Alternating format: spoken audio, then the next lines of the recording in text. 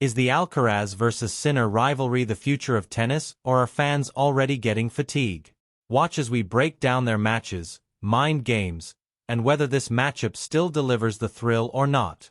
For the third Grand Slam in a row, the final was between Jannik Sinner and Carlos Alcaraz.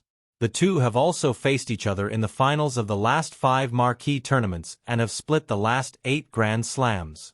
It's a great response to those who feared that tennis would decline after the retirement of the Big Three.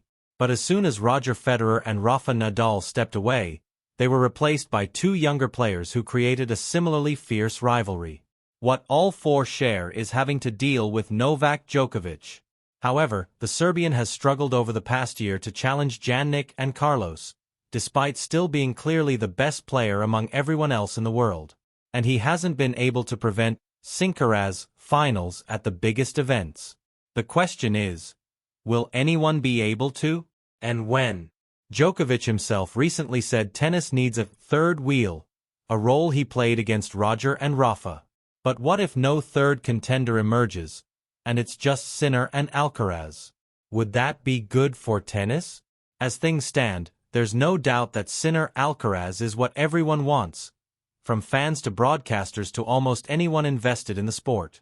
Their French Open final was one of the best matches of this century, and their battle for the top spot in the ATP rankings has been compelling.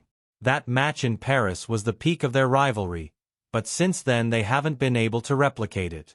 The Wimbledon final ended in 4 sets but wasn't close, with Sinner clearly the better player. The same happened at the US Open, where Alcaraz won in 4 sets despite dominating from start to finish. And in Cincinnati there was barely a final at all, as Sinner wasn't feeling well and retired after just 5 games.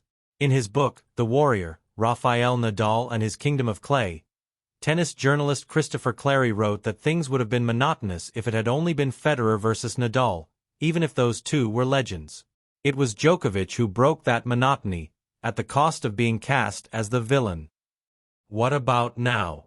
To answer the question in the title, not anytime soon. Maybe in 4 or 5 years, unless something changes. It's not the first time in history that a few players have dominated tennis. But everything is temporary. Even if it's hard to imagine now, eventually both Sinner and Alcaraz will lose a slam to someone else. What tennis really needs is another player who can genuinely challenge them. The problem isn't that some of their finals are slightly boring. Djokovic, Federer, and Nadal also played some less-than-thrilling matches against each other. The issue is that Sinner and Alcaraz are reaching finals largely unchallenged.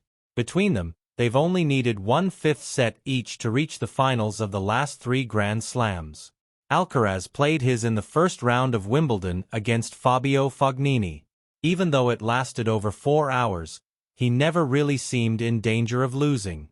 Sinner's toughest moment came when he was down 2-0 against Grigor Dimitrov, also at Wimbledon.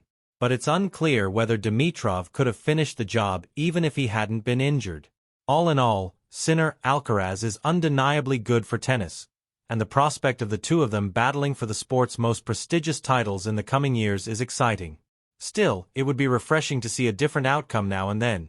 Perhaps Djokovic wins his 25th slam, an American ends the 22-year drought, or a non-European player finally breaks the streak that has lasted since 2010. The last one was Juan Martín del Potro at the 2009 US Open.